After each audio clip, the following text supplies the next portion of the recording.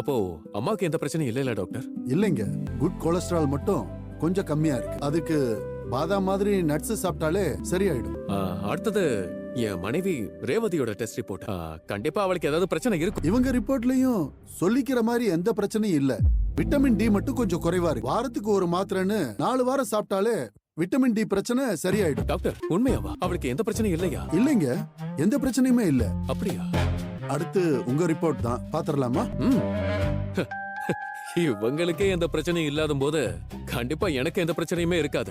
எந்த எல்லாமே கிளீனா இருக்கும் டாக்டர். இப்படி ஒரு ஆரோக்கியமான மனுஷன் இருக்கானான்னு நீங்களே ஆச்சரியப்படுவீங்க. பாருங்க. என்ன டாக்டர், ஏதாவது பிரச்சனையா? சார், உங்க ரிப்போர்ட்ல எல்லாமே கண்ணாபின்னான்னு இருக்கு சார். பிபி ஹெவியா இருக்கு, சுகர் பார்டர் தாண்டி போய்கிட்டு இருக்கு, போஸ்ட் குளுக்கோஸ் 300 போல இருக்கு சார், கொலஸ்ட்ரால் அதிகமா இருக்கு. டெய்லி குடிப்பீங்களா? அதெல்லாம் நல்லா குடிப்பான் டாக்டர், குடிகார பையன்.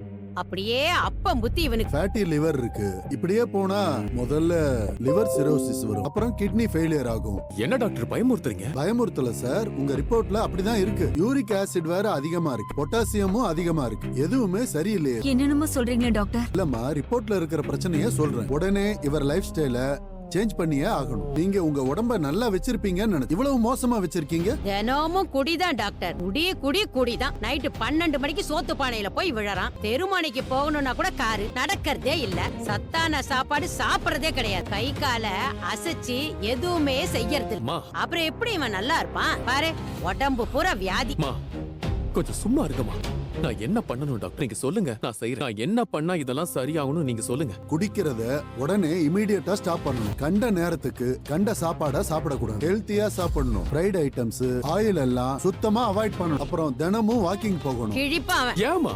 காய்கறி பழங்கள் நல்லா பாயில் பண்ணி நிறைய சாப்பிடணும். நான் கொஞ்சம் மாத்திரை எழுதி தரேன். உங்க லைஃப் ஸ்டைல இமிடியேட்டா சேஞ்ச் பண்ணணும், இல்லன்னா ஹார்ட் அட்டாக் வர்றதுக்கு சான்ஸ் இருக்கு. இவருக்கு ஃபுட் எல்லாம் நான் சொல்ற மாதிரி சேஞ்ச் பண்ணிடுங்க. மாத்திரைய தவறாம கொடுத்துருங்க. நடக்கிறத மெயினா மானிட்டர் பண்ணுங்க. மார்னிங் ஈவினிங் கண்டிப்பா வாக்கிங் போயே ஆகணும். குடிக்கிறத சுத்தமா நிறுத்திடணும். நான் பாத்துக்கிறேன் டாக்டர். ஹார்ட் அட்டாக் எல்லாம் வராம பாத்துக்கலாம். நீங்க கொஞ்சம் பயப்படாம இருங்க.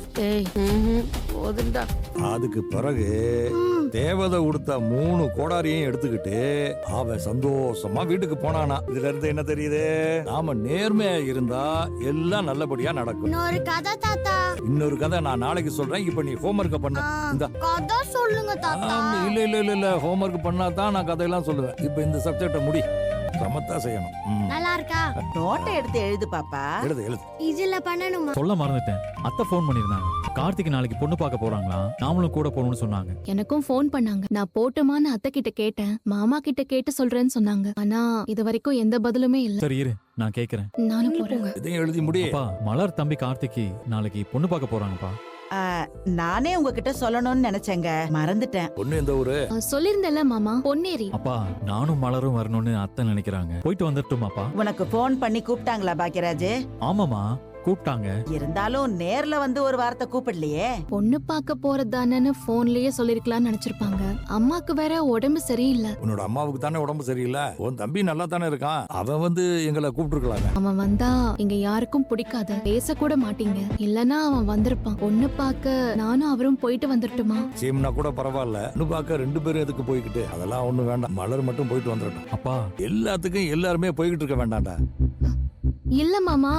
பாக்கியராஜ், எனக்கு சிறப்பு தீர்ந்து போச்சு. நீ வாங்கிட்டு வந்து எனக்கு கொடுக்குறியா? நைட் எல்லாம் எனக்கு தூக்கமே வர மாட்டேங்குது. அதை குடிச்சா தான் எனக்கு தூக்கம் வரும். சரிப்பா, நான் வாங்கிட்டு வரேன். இது ஒரு சின்ன விஷயம். இதுக்கு அப்ளிகேஷன் கொடுத்து பெர்மிஷன் வாங்குற வரைக்கும் வெயிட் பண்ணுமா?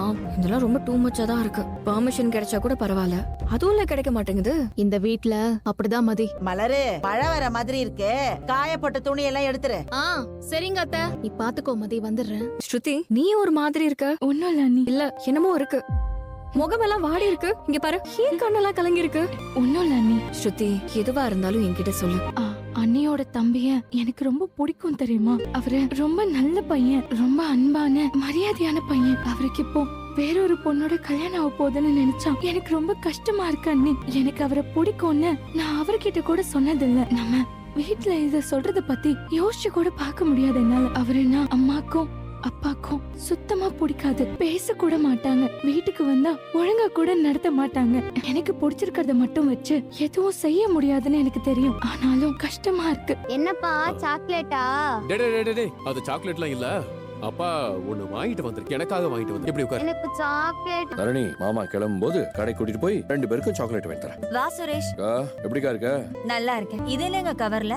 ஷாப்பிங் ஏதாவது போனீங்க? சொல்றேன். அப்புறம் இது சுகர் செக் பண்ற மிஷின். வீட்ல இருந்தே நம்ம சுகர் எந்த அளவுல இருக்குங்கறத நாம பாத்துக்கலாம். அதுக்கப்புறம் டாக்டர் எழுதி கொடுத்த மாத்திரைய ஒரு மாசத்துக்கு வாங்கிட்டு வந்து வச்சிருக்கேன். அப்புறம் இந்தாங்க உங்களுக்கு பாதாம் வாங்கிட்டு வந்திருக்கேன். அந்த கன்னு என்னது? டேய் மச்சான், அந்த கவர் எடு. அப்புறம் இதுல வந்து இந்த வெயிட் பாக்குற மிஷின் இருக்குமா? வீட்ல இருந்துகிட்டே நம்ம வெயிட் ஏறுதா இறங்குதான்னு இதுலயே பாத்துக்கலாம். அப்புறம் எக்ஸசைஸ் பண்றதுக்கு டம்பிள்ஸ். அதெல்லாம் என்ன வேற கவர்ல இருக்கிறதெல்லாம்? இதுவாமா? இது எக்ஸசைஸ் பண்றதுக்கு டி-ஷர்ட், ட்ராக் பேண்ட், ஷூ இதெல்லாம் வாங்கிட்டு வந்திருக்கேன். சரி. ஏங்க டாக்டர் உங்களை வாக்கிங் போக சொன்னாரு, சாப்பாடை கண்ட்ரோல் பண்ண சொன்னாரு. வாக்கிங்க நீங்க பாத்துக்கோங்க, சாப்பாட்டை நான் பாத்துக்கிறேன். பிரச்சனை முடிஞ்சது. அதை விட்டுட்டு எதுக்குங்க என்னென்னமோ பண்ணிட்டு இருக்கீங்க? ரேவதி, உனக்கு ஒண்ணும் தெரியாது. வருமுன் காப்பதே சிறந்ததுன்னு பெரியவங்க சொல்லிருக்காங்க. சின்னதா இருக்கும் போதே பாத்துட்டோன்னு வச்சுக்கோ, நல்லது. இல்லனா அது பெரிய ஆபத்தா மாறிடும். இப்ப நாளைக்கே எனக்கு ஏதாவது ஆச்சுன்னா என் பிள்ளைங்களை யாரு பாத்துப்பா? முன்னாடி எல்லாம் என் பாடி எப்படி இருக்குன்னு தெரியும்ல. ஏமாச்சா உனக்கு தெரியுமா? உங்க அக்காவை கல்யாணம் பண்றதுக்கு முன்னாடி என் பிசிக்கை எப்படி மெயின்டைன் பண்ணிட்டு இருந்தேன் ஞாபகம் இருக்கு மாமா. ஊர்ல இருக்க பிரச்சனையெல்லாம் பாத்துக்கிட்டு அவங்களுக்காகவே கவலைப்பட்டு அந்த ஸ்ட்ரெஸ்லயே எனக்கு இந்த வியாதி ஏண்டா உன் வேலையை மட்டும் பாருடானா எங்கடா கேக்குற நீ? ஊருக்கு பெரிய மனுஷனா இருந்து என் வேலையை மட்டும் நான் பார்க்க முடியுமா? தன்னை பத்தி கவலைப்படாம அடுத்தவங்க வேலைய பார்க்கணும். இந்த மாதிரி வியாதி வந்தாலும் ஏத்துக்கணும். அவ்வளவுதான். எதுவும் ஆகாது மாமா, நாங்க எல்லாம் இருக்கோம்ல, பாத்துக்கிறோம். நீங்க இருப்பீங்கடா, நான் இருக்கணும்ல. ஏன்டா இப்படி பயந்து சாவுற? நீ 100-150 வருஷம் ராஜா மாதிரி இருப்படா. அவ்வளவு ஆசையெல்லாம் எனக்கு இல்ல. என் பசங்களை செட்டில் பண்ணா போதும். ரொம்ப யோசிக்காதீங்க, நீங்க நல்லா தான் இருப்பீங்க. பாத்துக்கலாம். காஃபி எடுத்துட்டு வரவா? டீ காஃபி எல்லாம் வேணாம். அந்த டீ காஃபி குடிக்கிறத குறைச்சிட போறேன். சுரேஷ்க்கு வேணா காஃபி கொண்டு. சரிங்க. சுரேஷ், அப்புறம் இந்த பிரச்சனைய இப்பவே சரி பண்ணி பாத்துடலாமா? இல்ல மாமா, காலையில தான் பாக்கும். அதுவும் தினமும் பார்க்க கூடாது, ஃபிளக்சுவேஷன் இருக்கும். வாரத்துக்கு ஒரு தடவை பார்க்கலாம். சரி. அப்புறம் பிபி டெய்லி செக் பண்ணலாமாடா? தெரியலையே. சரி விட, நான் அந்த டாக்டர்ட்ட கேட்கிறேன். ஃபோன் பண்ணி டீடைல கேட்கிறேன். 2 நிமிஷம்டா, காஃபி போட்டுறேன். பரவாயில்லக்கா. அம்மா ரொம்ப பயந்துட்டாரா? ஆமாண்டா, டாக்டர் ரொம்பவே பயமுறுத்திட்டாரு. நானும் ரிப்போர்ட்டை பார்த்தேன். அந்த அளவுக்குலாம் எந்த பிரச்சனையும் இல்ல, சரி பண்ணிடலாம். ஆனா அவர் டெஸ்ட் எடுத்ததும் இப்படி பயந்துட்டு இருக்கிறதும் ஒரு விதத்துல நல்லதுதான் சுரேஷ். இல்லனா வச்சுக்கோயேன், தினமும் குடிச்சு குடிச்சு உடம்பதான் கெடுத்துப்பாரு. நீதானே குடிக்கிறதுக்கு அவரோட பார்ட்னரு, நீயும் டெஸ்ட் எல்லாம் எடுத்துப்பாரு. மாமா அளவுக்குலாம் குடிக்கிறது இல்ல, போதான் குடிப்பேன். அது கூட நீ இனிமே குடிக்க கூடாது. குடிக்கிறதுக்காக நீ எப்பவாவது இந்த பக்கம் வந்து பாரு, அப்புறம் இருக்கு உனக்கு. வரமாட்டேங்கா. சரி, அந்த கதையை விடு. நீ எப்படி இருக்க? எனக்கு என்ன, நல்லாதான் இருக்கேன். இங்க எதுவும் பிரச்சனை இல்லையே? இல்லடா, அதெல்லாம் ஒண்ணும் இல்ல. அம்மா உங்ககிட்ட சண்டை எதுவும் போட்டாரு? இல்ல, என்கிட்ட சண்டை போடுறதெல்லாம் அவரால யோசிக்க கூட முடியாது. அவரை பத்தின யோசனையிலே இருக்காரு. இன்னும் 1 மாசத்துக்காவது அப்படியேதான் இருப்பாரு. என் பக்கம் போக்கஸே வராது. ஊர் மக்கள் எல்லாம் ரொம்ப பயந்து போயிருந்தாங்களாம். அந்த டைம்ல தான் வீரம் வந்தானா, வந்து நாட்டுல இருக்கிற எல்லாரையும் காப்பாத்துனானா. பாப்பா, இவர் சொல்ற கதையில வர வீரன்லாம் கதையில மட்டும்தான் வருவான். நிஜத்துலலாம் எந்த வீரனும் வர மாட்டான். அம்மா சண்டை போட போகுது. அப்படியா மலரு? கன்ஃபார்ம் பா, அம்மா சண்டை தான் போட போகுது. நான் அத்தை கிட்ட போறேன்ப்பா. ஏய் ராகவி, நான் போறேன். ராகவி, வீரன் வந்து ஊரை காப்பாத்துவானா, சொந்த பொண்டாட்டியை கூட காப்பாத்த முடியல. கோவமா இருக்கே மலர் என் மேல. பின்ன கோவம் வராதா? எனக்கு ஏதாவது ஒண்ணுனா கார்த்தி ஓடி வரான். எனக்காக அவ்வளவு செய்யறான் அவன். ஆனா அவனுக்கு ஒரு நல்லது நடக்க போது நாம 2 பேரும் கூட இருக்க கூடாதா? அத்தை கிட்ட கேட்டா மாமா கிட்ட பெர்மிஷன் வாங்கி தரேன்னு சொல்லிட்டு அப்படியே மறந்துட்டாங்க. மாமா என்னடானா நீ மட்டும் போயிட்டு வான்னு சொல்றாரு. நீங்களும் எதுவுமே நடக்காத மாதிரி தலையாட்டிட்டு போறீங்க. ஏன் தம்பிக்கு பொண்ணு பார்க்க நாம 2 பேரும் போக கூடாதா? லூசா நீ? இதுக்கெல்லாம் ஃபீல் பண்ணிட்டு இருப்ப? இப்ப நீங்க வரமாட்டீங்கன்னு நான் எப்படிங்க அம்மா கிட்டயும் தம்பி கிட்டயும் சொல்ல முடியும்? அவங்க வருத்தப்பட மாட்டாங்களா? நான் போக வேண்டாம்னு அப்பா தானே சொன்னாரு. வரமாட்டேன்னு நான் சொல்லவே இல்லையே மலரு. கார்த்திகை பொண்ணு பார்க்க நம்ம 2 பேருமே போலாம். எப்படிங்க முடியும்? அதான் மாமா வேணான்னு சொல்லிட்டாரே. அப்பா வேண்டான்னு சொன்னாலும் நம்ம போலாம் மலர். சும்மா ஏதாவது சொல்லாதீங்க. சும்மா எல்லாம் சொல்லல மலரு, நம்ம 2 பேருமே போலாம். எப்படி? எப்படியும் வீட்ல சொல்லி பெர்மிஷன் வாங்கி என்னால உன்னை கூட்டிட்டு போக முடியாது. அதனால பேங்க்குக்கு பெர்மிஷன் போட்டுட்டு சாயங்காலமா நான் பக்கத்து பஸ் ஸ்டாப்புக்கு வந்துடுறேன். அங்க இருந்து நம்ம 2 பேரும் உங்க வீட்டுக்கு போயிடலாம். என்ன சொல்ற? நிஜமாவா சொல்றீங்க? நிஜமா தான் சொல்றேன். நிஜமாதான் சொல்றியா? அடியே, உன் மேல ப்ராமிஸா சொல்றேன். இன்னைக்கு இப்படி பேசிட்டு அப்புறம் நாளைக்கு மாத்தி பேச மாட்டீங்கல்ல? அதெல்லாம் ஒண்ணும் மாத்தி பேச மாட்டேன். அம்மாக்கு உடம்பு சரியில்லாதப்போ அவங்கள பாக்க கூட்டிட்டு போறேன்னு சொல்லிட்டு கடைசியில வராம இருந்தீங்க. இந்த மாதிரி எதுவும் நடந்துராது. நடக்காது மலரு, கண்டிப்பா நடக்காது. நான் கண்டிப்பா வருவேன், உன்னை கூட்டிட்டு போவேன். ஆனா ஒரு சின்ன கண்டிஷன்.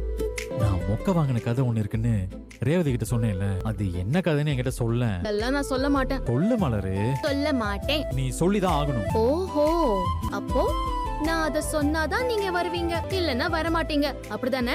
ஐயோ, நான் அப்படியெல்லாம் சொல்லவே இல்லையே. அந்த பயம் இருக்கட்டும். ஏய் சொல்லு மலரு. அது எங்களுக்குள்ள நாங்க பர்சனலா பேசிக்கிற விஷயம். அதெல்லாம் சொல்ல மாட்டேன். ப்ளீஸ் மலர். என்னதான் கேட்டாலும் என்னால சொல்லவே முடியாது. போய் முதல்ல ராகவியை கூட்டிட்டு வரேன். இருங்க. ஏய் மலர் சொல்லிட்டு போடி, என் தங்கம்ல. சொல்ல மாட்டேன். அப்படி என்ன கதை சொல்லியிருப்பா இவ?